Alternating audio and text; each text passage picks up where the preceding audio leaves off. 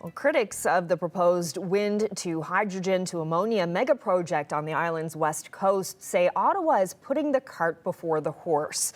World Energy GH2 secured a $128 million loan from the federal government this week, but the project hasn't been approved and an environmental assessment is still underway. Nick Mercer is with the group Envirowatch. Yeah, I was quite concerned to see this loan instrument there yesterday evening, $120 million to support the activities of the project. And my main qualm is not with the financial instrument in and of itself, um, but of how this affects the overall process of the governance and the approval of this mega project. And I believe it's putting the cart before the horse.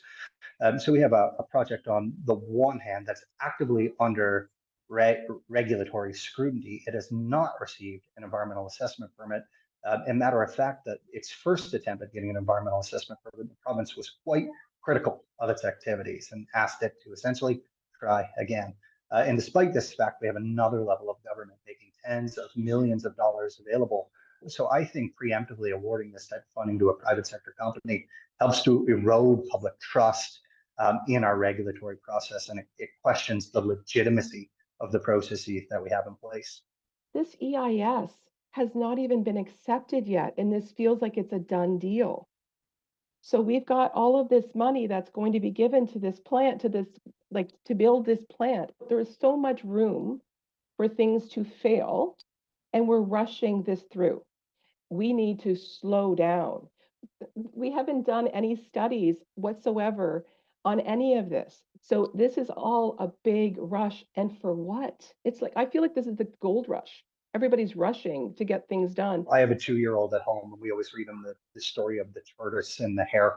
And sometimes when you try to go as fast as you possibly can, you end up shooting yourself in the foot and making all kinds of mistakes. And sometimes slow and steady is the most effective pathway to get a project over the finish line in order to ensure the long-term vitality of energy transitions. Because what has been shown to happen in practice is when you rush things, when you cram them down people's throat, when you take a bulldozer to a development site, this can lead to, it can hasten, it can encourage political and social movements which threaten the future of an entire industry. And I'm not making these things up. We only have to look at Alberta, who just finished a 7-month moratorium on any. This is the biggest renewable energy industry in the country right now in Alberta.